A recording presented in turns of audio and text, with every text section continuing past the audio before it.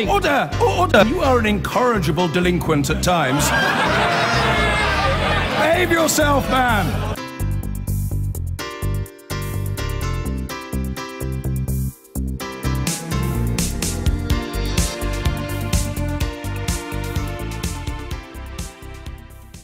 Channel 4 News has been given exclusive access tonight to a British election study survey.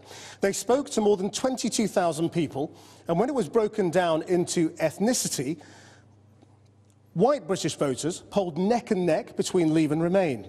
Not so black and minority voters. They wanted to stay in the EU by a margin of 2-1. So could minority voters hold the key to Britain staying in the European Union? And will they actually come out to vote?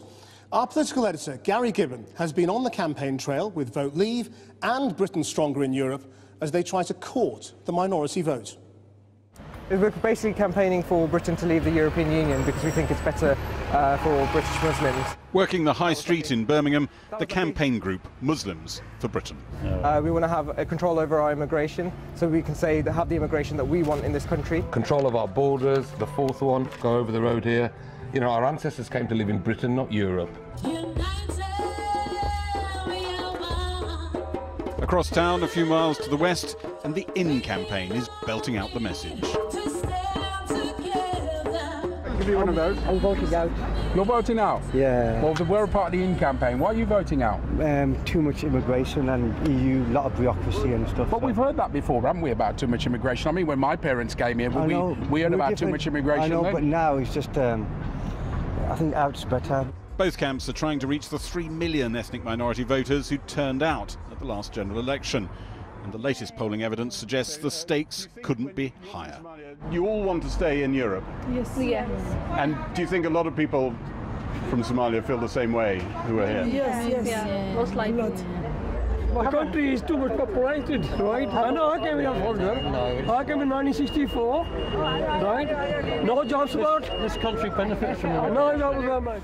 The British election study have given us a sneak preview of their latest work, a massive survey, 22,000 people, that allows us to peer inside what's happening in different communities.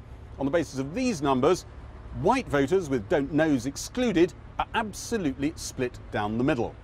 But when you add ethnic minority voters, people of Indian origin, people of Pakistani origin, they break 2-1 in favour of Remain. Likewise, people of Bangladeshi origin, Afro-Caribbeans, people of African origin. On the basis of these numbers, ethnic minority voters in this country could tip the balance towards Remain. Opinion at the Sikh temple or Gurdwara in Southall, West London, reflects the poll. You're in the construction industry. What worries you is that the workforce will just disappear. Yeah, we already find it difficult to get the right people. And without the Europeans coming in, we won't have nobody left. Is your household united on that? No, we got mixed views. My wife, she's a teacher, and she's, from an infrastructure point of view, in the stress that they have in the classes, the size of the classes, she thinks it might be better to leave. We should not come out. There's a main reason is this: we won't be safe. Europe won't be safe. There will be trouble.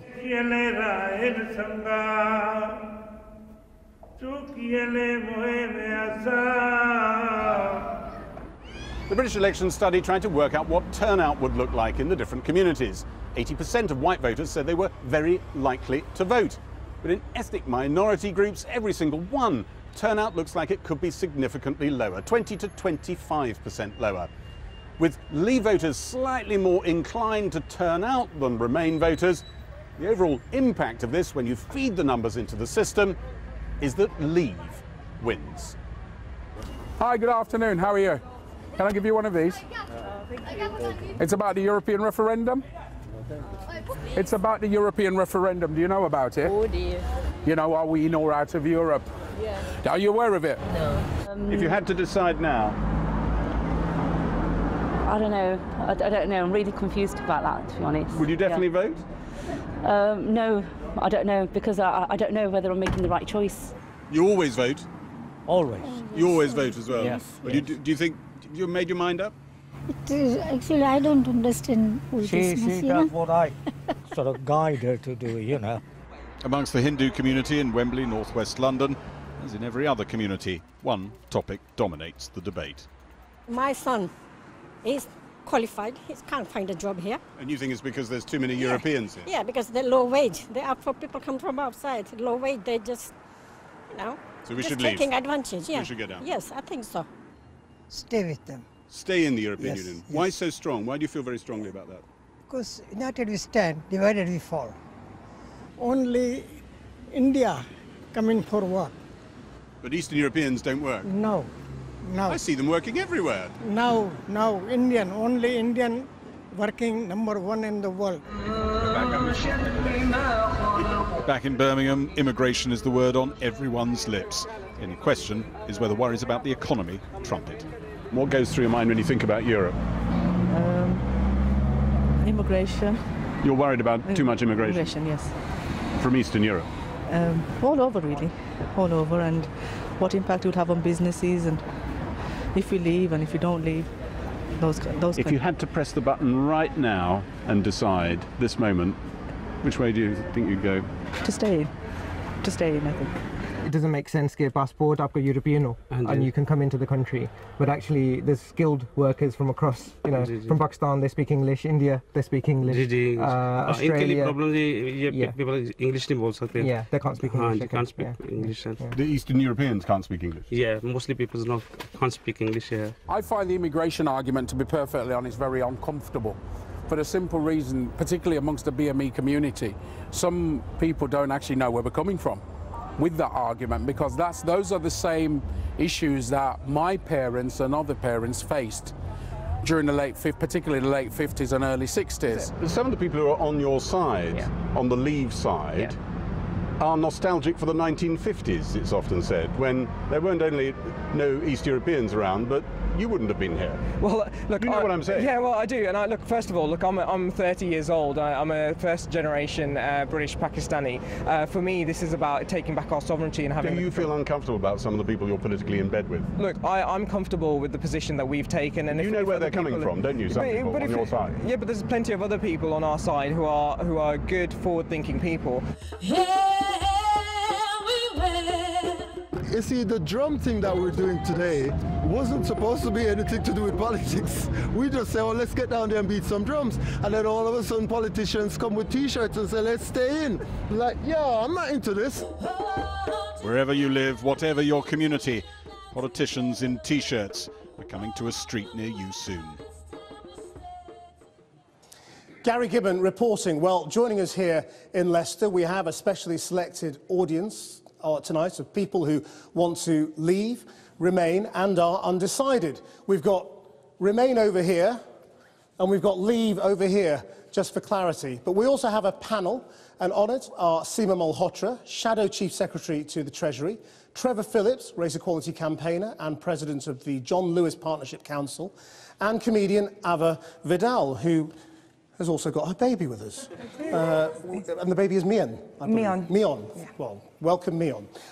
They're all keen we stay in Europe. Wanting to leave tonight, we have Murad Chowdhury, former head of Treasury at RBS Corporate Banking, Hazarat Kaur from Women for Britain, and Kwasi Kwarteng, the Conservative MP. And let me begin with you, Kwasi Kwarteng, because if you look at Gary Gibbon's survey evidence there, you've got an uphill struggle. I think we do, and I think if we can actually make the case, I think that difference will diminish. I mean, if you look at the immigration question, it seems very odd to me, very bizarre, that people who come from the Commonwealth should actively support a system which discriminates against people from the Commonwealth. Under current immigration rules, by mere virtue of having a passport from an EU country, you will have the right to be anywhere in the EU. You can come to Britain, and hundreds of thousands of people have come to Britain.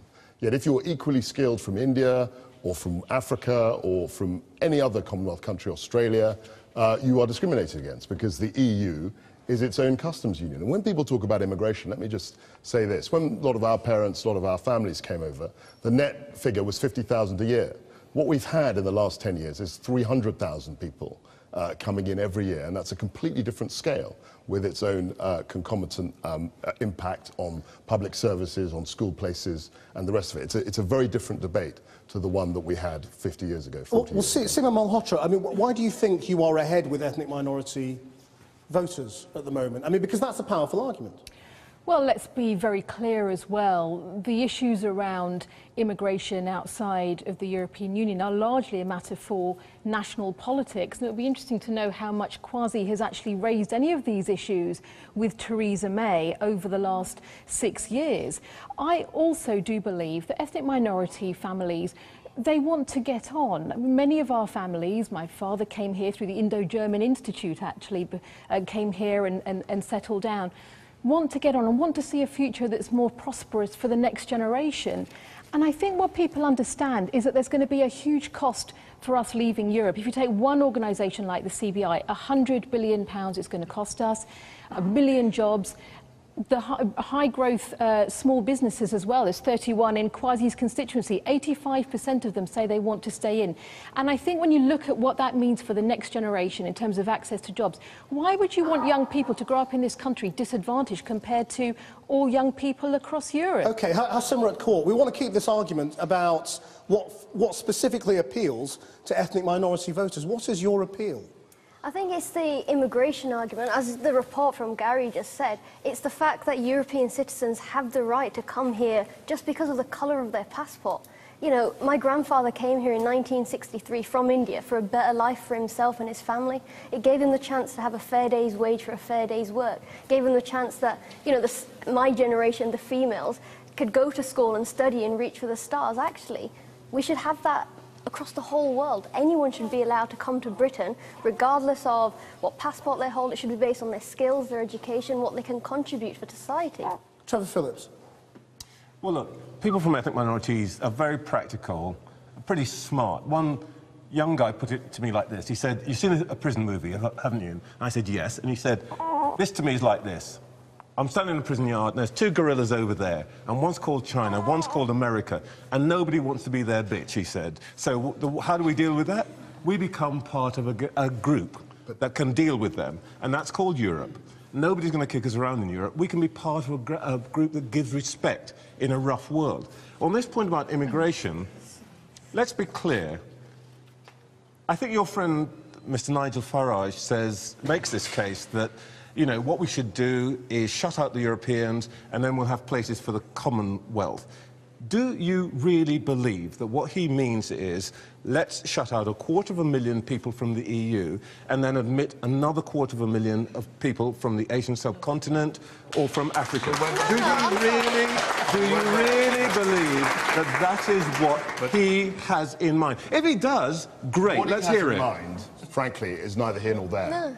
It's your promise too, isn't it? Let's actually look. No, what Nigel Farage thinks or what he wants is completely irrelevant. Yeah. What you are ensconcing, what I find absolutely extraordinary for everybody around here, is to say, actually, we want a system which discriminates against people outside the EU from wherever they come from. We don't want them in, but as soon as you have that EU passport, you can magically come to Britain and come as we go in Greece. I find it extraordinary that people from our sorts of background actually would think that this was a good idea. So, Kwasi, your case is, after Brexit, actually now everybody from the subcontinent and from Africa will have easy, complete access. That is what you're arguing. No, I don't think he said that. My position. I don't think he said that. My position, since he's imputed a position to me, I'd like to answer. Can I just get Hassimrat, because she raised this question, so can you answer that? It's not about having easy access, it's about having the same process. That if someone from a European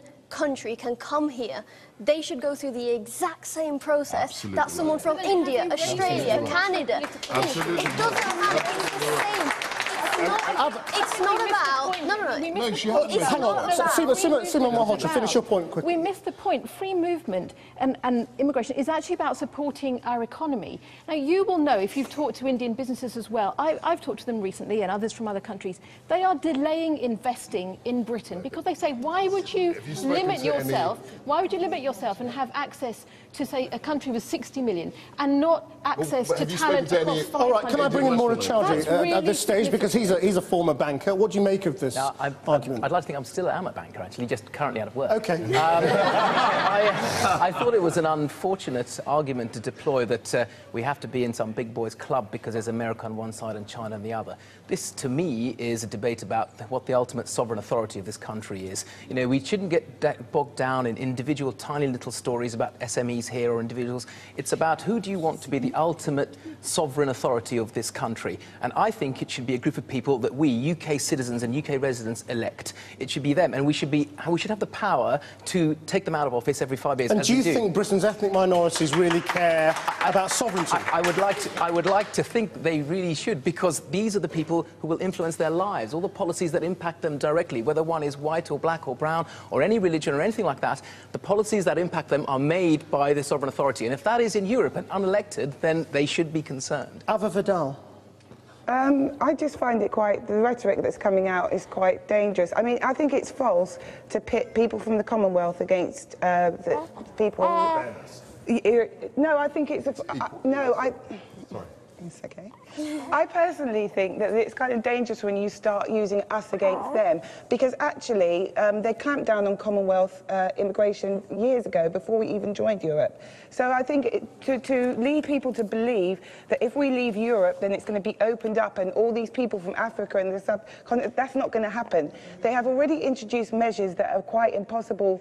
They've been clamping down on it for years. They've been introducing hurdles, things like, you know, you have to have £18,000 in your bank account. They already put things, you know, if you want to bring your spouse over. They've already put things in place that discriminate against ethnic minorities. So for us to turn around now and start going, oh, it's all down to Eastern Europeans, and we're going to, you know, we're not even in the same job market as half of them. How many ethnic minorities, half of young black males under 25 unemployed, how many of them want to go out to the countryside and start picking fruit, like a lot of Eastern Europeans come and do? Actually, let's debate unemployment. It's different. Let's debate unemployment. The youth unemployment in Spain is 50%. It's a lot higher than the UK. They're in the EU. So if the EU is such a magical machine to generate economic prosperity, why is it that Spain has 50% youth unemployment? Why is it that Greece is an economic basket case? Why is it that, you know, I'm not saying it's a magical thing that's going to generate... I'm saying to generate jobs. I'm saying it's not a magical thing that's going to make us suddenly get jobs if we leave the EU. Let me turn to our audience. Let me turn to our audience now. I mean, I want to get a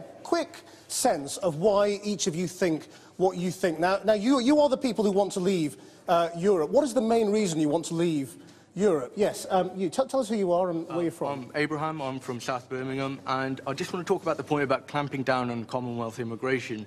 The government introduced legislation just in April 2016 which penalises Australians and Canadians who don't earn £35,000 or more. I think it's clear discrimination against them when you've got Romanians and you've got European citizens on the other side who can earn whatever they want in the United Kingdom and stay. So there is discrimination, and it's recent. In April 2016, the threshold was introduced of £35,000, and we shouldn't be penalising Australians or Canadians at all.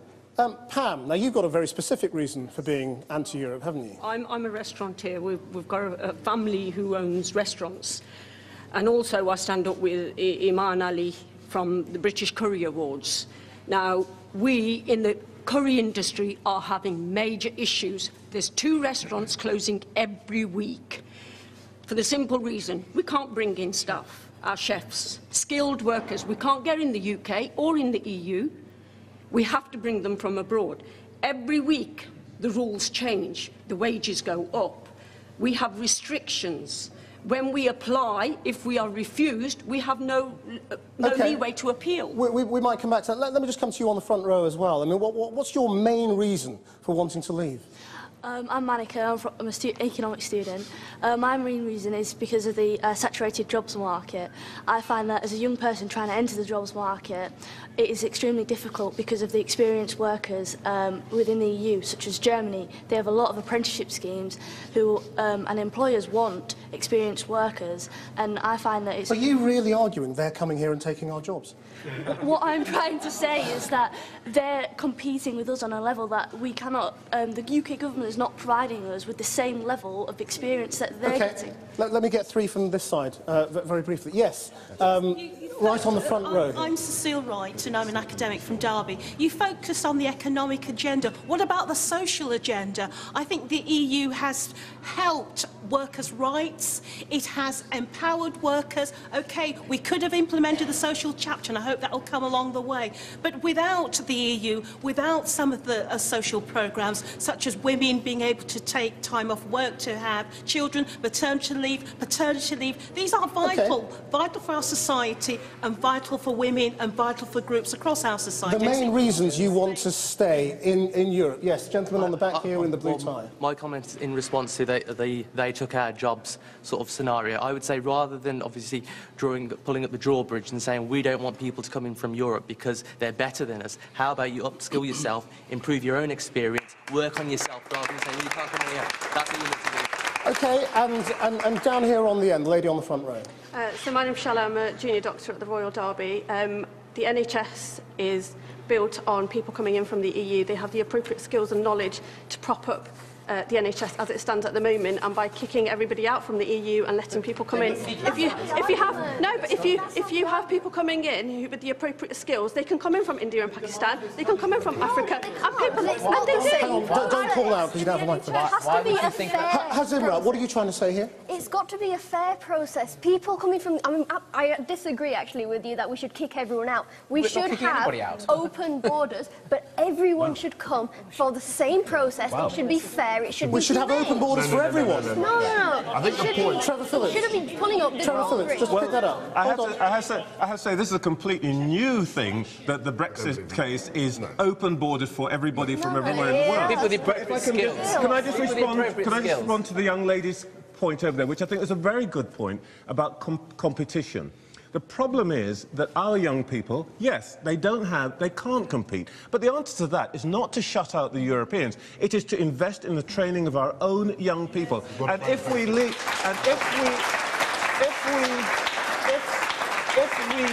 the EU, there will be, Treasury said this, a £36 billion black hole in our public finances, which will mean we will not be able to afford to train our young people. The basic problem is that you have a discriminatory model now. If you're in the EU, it's easy to come to Britain. If you're out of the EU, it's almost impossible. And the second thing I would say is but that's because we're part of the common market, Quasi. That's not just immigration. So you look at the minimum wage in Romania.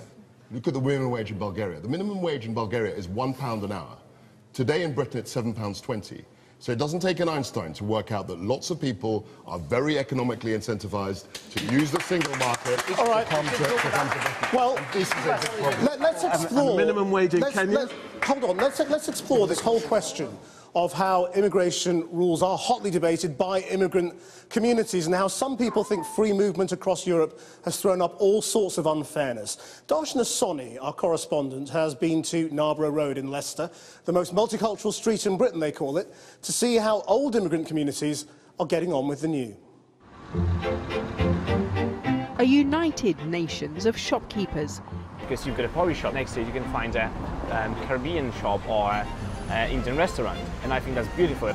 This street in Leicester is officially the most diverse in the country. I feel the foreigner because nobody speaks English. In the 1970s, Leicester saw a huge influx of Asians who had fled Idi Amin's Uganda. My own family are among those who settled here. The city is often held up as a model of integration. But in recent times, there's a feeling here that things are beginning to change, with the arrival of newer communities from Eastern Europe. Outside the UK. Niraj Shah settled here from East Africa and now runs a busy estate agents. In recent times, rents have rocketed. He feels partly due to the arrival of Europeans. Mr. Shah admits it's been good for business, and yet he's against any more immigration. There is competition for houses. I feel that we have reached a stage whereby we have had too many people in the country. And some people might say that's ironic because you were an immigrant yourself, we all were. That's right. Yes, that's right. But I also feel that the local people have lost their jobs. The ethnic vote could prove crucial in the referendum. But many people I spoke to here say they feel they've been ignored in the EU debate. Less city colours, and that's all it is.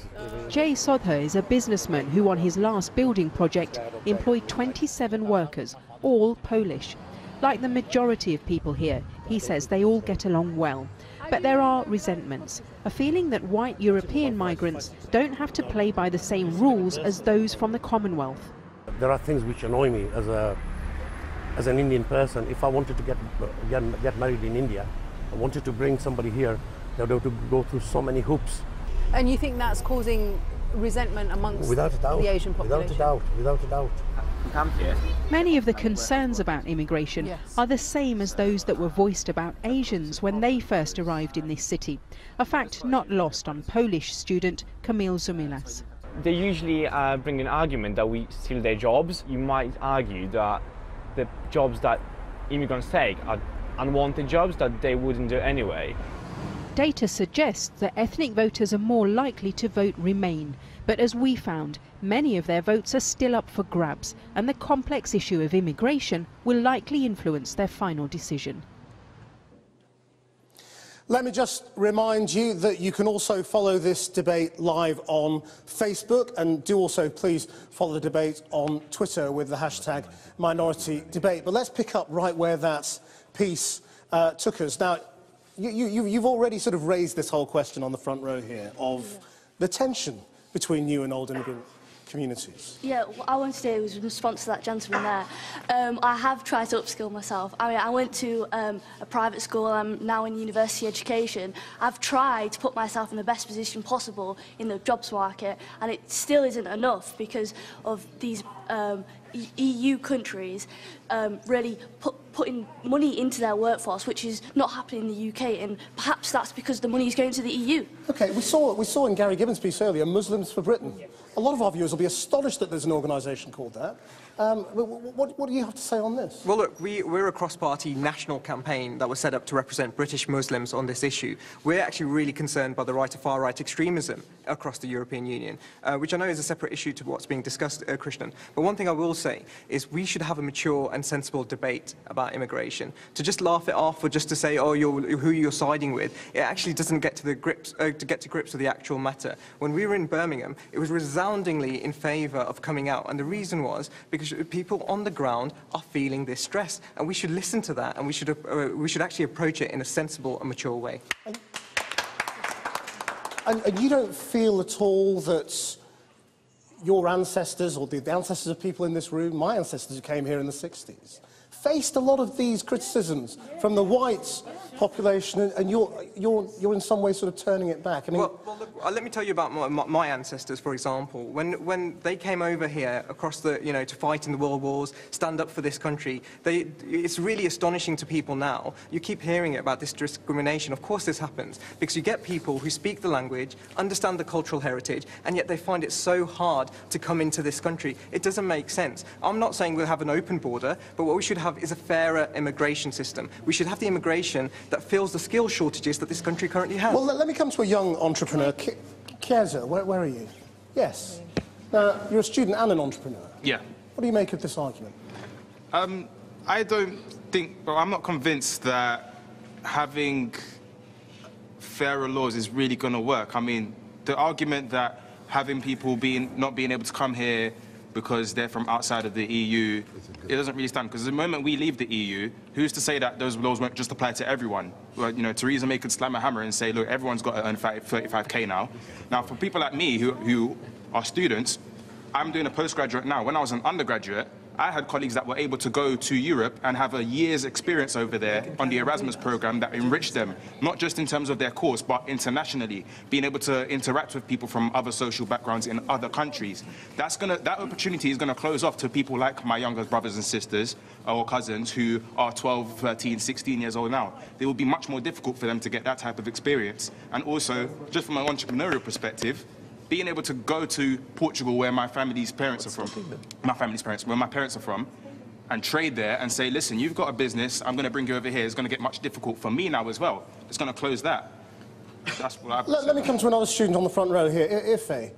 I mean, you're also going to be going into the jobs market soon, highly competitive. Definitely. Are you not worried about everything that everyone here is saying? No, of course not, because you have to consider the fact that when you go into the jobs market, it will be competitive. You can go into the jobs market here, you can go into the jobs market in Europe, you can go into the jobs market anywhere. You will always encounter competition, and competition is there to enrich you and to strengthen you. And if you can't compete in this country, when you get out into the big world, it's going to be too much for you, because at the end of the day, you can't say that because we have an open border within Europe, that's what's causing you to not get a job. If you haven't got jobs, it's because you're not at the standard where they require you to be. Discriminated against. Let me bring in Peter Chadder. You're from Sikhs for Britain. Sikhs for Britain, and I run a business.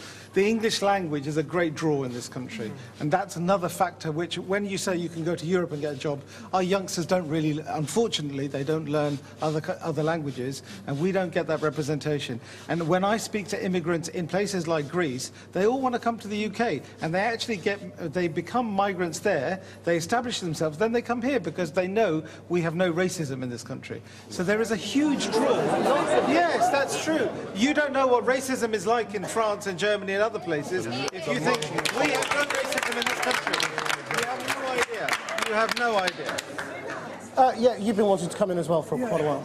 Just hello, my name's Kuldeep Pry. I come from Derby. I just wanted to answer this lady's earlier on. She says workers' rights. Workers' rights, since we've been in Europe, have gone away. Nowadays, employers can make you work 5 days out of any 7, regardless if it's Saturday or Sunday, normal pay. As far as 48 hours are concerned, they make you sign a piece of paper saying that you're exempt from that. Hold on. There is no such thing like that.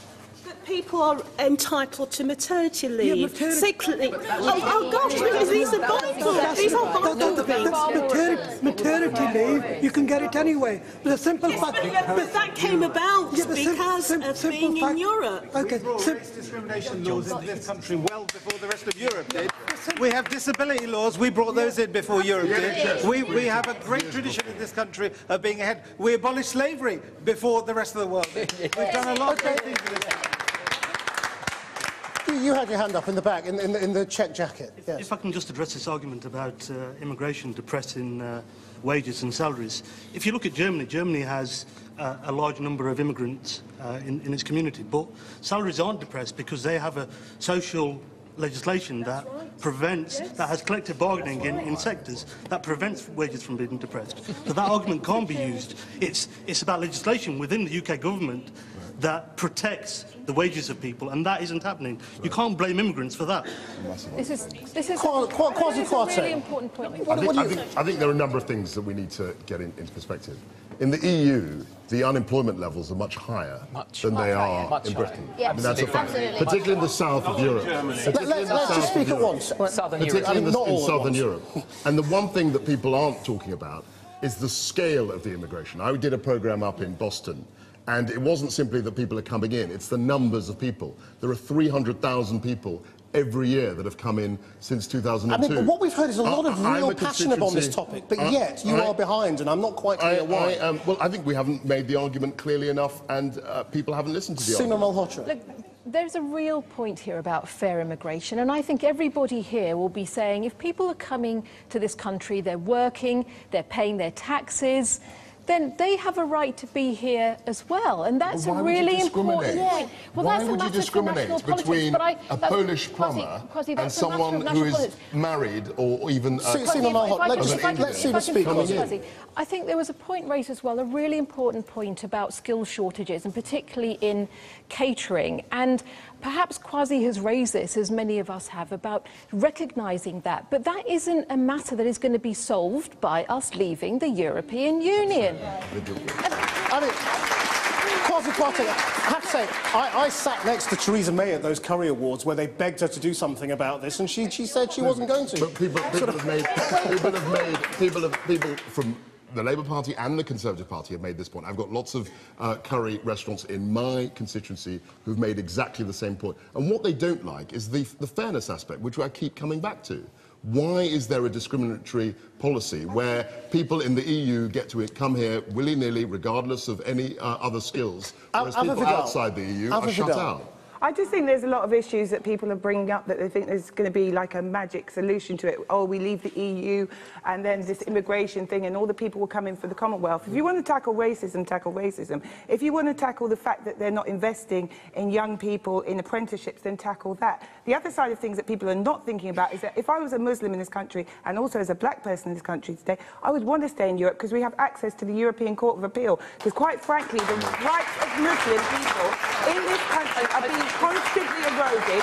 Why is it okay for black people to be 30 times more likely to be stopped and searched? We're not getting justice in these courts, so I like the fact that we can go to Europe and have that. And also, I agree with what this lady's saying. We keep talking about immigration, we keep talking about other things. What about stuff like maternity rights? Exactly. Is this what you want? Everyone to have to bring their baby to work? Kwasi. I think in terms of the ethnic minority experience in Britain, there are lots and lots of flaws. But if you think this is worse than in France or in Germany or anywhere in the EU, I think you are sadly deluded. And I think that's a very important point to make. There is a racism because it's better than all right. There is a really important point here. Hold on. We're all speaking at once and I can't hear anything. Can I just... I want to bring in... Because we don't have it all night, sadly, although we could carry on Facebook, I suppose. I want to bring in Agatha, actually, because we've swapped one Remainer for another, and you will notice that Agatha is actually Eastern European. What do you make of this debate you've heard about all the finger-pointing? There is one thing that I would like to mention. Can you hear me? Yeah, you've got a microphone there. There's one thing that I'd like to mention. The UK is perfectly within its right to lift those restrictions in terms of Commonwealth citizens. It has nothing to do with Europe. It has nothing to do with Eastern European citizens. It is perfectly within its right to let Commonwealth citizens and to enter this country. And if it was so keen, and if the government was so keen to do that, it would not be introducing further hurdles, such as the £35,000 threshold of income. Kwasi, what would you say to Agatha? What I would say is that this whole issue is about control of borders, and it's about the numbers. No one's talked about the numbers. But when lots of our parents were coming in, there were 50,000... You keep mentioning the discrimination point. 50,000... No, I'm addressing that. There were 50,000 a year net for 50 years, between 1950 and 2000. The last 15 years, it's been 300,000. It's a completely different scale. And Seema's saying paying taxes. I'm talking about school places, Seema. In my constituency, there are very few school places. The population of this country, when I was growing up, was 55 million. And it's now 67 million. And that's a huge issue. Listen, we can't pretend that it isn't an issue. This is a bit... We're in the last This is genuinely a bit crazy. You guys are bringing up lack of investment in things. As Emma said, if you want to solve that problem, build more schools. I asked you about the issue of numbers. You're saying there are 250,000 people coming here from within the EU, rather more than 250,000 people coming from outside the EU countries. Is it your case that if we reduce the numbers coming from the EU to 0, that those numbers will be replaced by people from Africa, Asia? No, my case. So actually what you're doing is you're making a promise to these guys which you don't have no intent to fulfill. I didn't hear him say that. I didn't hear him say that. My case is that it might not be very fashionable, it's not very trendy or very PC perhaps to bring it up. But there is a real problem in terms of the population, in terms of looking at school places, in terms of providing social security for an ever-increasing population. Kwasi, All I'm saying is that by leaving so you basically the EU, just want less you have more control. You have more control about who comes in. Isn't it true that you talk about Can we take the debate away from the argument on the economy? That's what's really important. Let's talk about the economy. Let's talk about the economy. We must leave it there for now. We must leave it there for now because this debate obviously is going to continue raging, and we will be back later on in the programme. Welcome back to De Montfort University. University, where we've been discussing an exclusive survey by the British Election Study looking at opinions on Europe, especially the impact which black and ethnic minority voters could have on the referendum. They are in favour of staying in the EU by a margin of 2 to 1, whereas white voters are fairly evenly split between Leave and Remain. Our panel are still here, as are our audience of people who want to remain in Europe and people who want to leave Europe. And, of course, we are also live on Facebook, and if you're on Twitter, Minority Debate is the hashtag. Let's talk about the economy very briefly. For whom is the economy the overriding concern? Yes, on the front row. I mean, we've done so much better since we have joined the EU. I've been here since 1962. And we've seen all the ways we have done businesses and everything. This is it. If we isolate ourselves, we will not stand a chance to stand. How are we going to deal with it? Who wants to counter that? Yes. I'll counter it. OK, on the front row. What makes you think that this country wouldn't have done that anyway? The thing is, people like yourself always put this country down. It's about time we started standing up for it. Right, who else over here? Now, we haven't heard from you yet. What's your name? Hi, my name is Vic Sethi. I came from Kuwait during the invasion of Kuwait by Iraq.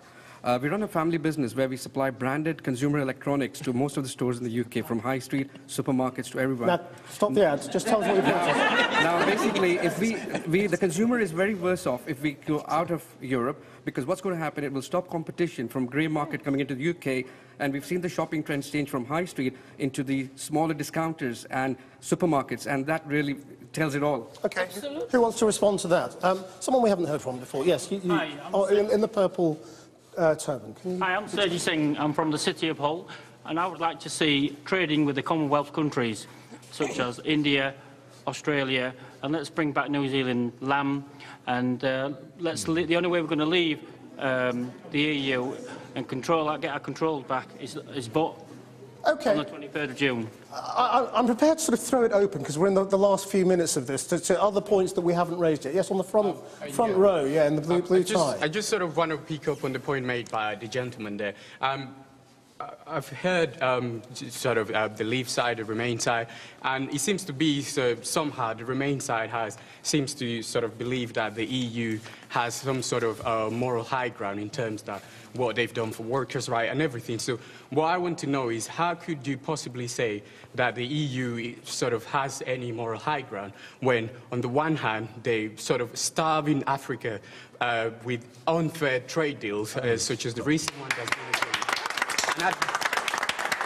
Which means that, for example, in 2014, Germany, who is a processor of coffee, made 3.8 billion from exporting coffee products. At the same time, Africa as a continent in 2014 made $2.4 billion as a result of that. Let's get an answer to that from Trevor Phillips, who for some reason is now holding the baby. Always left holding the baby, Chris. And look, the fundamental point is that what the Prime Minister of India said when he came here, what every Prime Minister in the Caribbean says, which pretty much everybody in Africa says, is stay in the EU because you, Britain, who used to be our colonial partner master, are our gateway to the market of 500 million people. And we keep forgetting that is the essential point here. We are part of a market. That's why we can move goods here and there and everywhere, and that's why people have to move here and there and everywhere. I'm just going to very briefly come to a couple of the undecideds who are sitting behind, who are not on neither one side or the other. What have you made of this? My name is Emmanuel Banafu from Coventry. I'm not decided yet because I find it quite difficult to look at the statistics out there. It's so contradicting. If you look at the opening statement from Kwesi Kwarteng, yes, I want to leave because I don't understand why people from Commonwealth countries should be discriminated against. On the other hand, I want to remain because I love traveling around and I don't want to. OK, well, that's a good reason as to why you're undecided. Murad Chowdhury, I mean, I think Trevor Phillips had the final say for that side, so I think you get the final side for the final say for Leave. Thank you. We should remember that the UK is a reasonably significant country and economy. Yeah, I don't think the success of the UK economy is necessarily because we're in the EU. The EU is good for trade, absolutely, it's an easier market. But just think what would happen if we weren't in the EU. I mean, everyone here, just about everyone here probably has an Apple product in their pocket, right? That's sold to you. Maybe you didn't. Okay, but Samsung, you and me both. You and me both are Samsung. All I'm saying, no, I'm saying that the company that sold you that isn't an EU company. It's not the EU. The hardware is made in Indonesia or South Korea or something. These countries trade with the EU. You don't need to be in the trading bloc to trade with it. If we continue to make goods and services, if Rolls-Royce carry on making their superb engines, if British Aerospace makes its airplanes, if Adele keeps making her hit records, people will buy it. People will buy your goods. Okay. I think many would disagree. Well, I'm really sorry we didn't get to all of you, but that was an amazing debate. That's it from tonight. From John in London and all of us here in Leicester, that is Channel 4 News. Have a very good evening.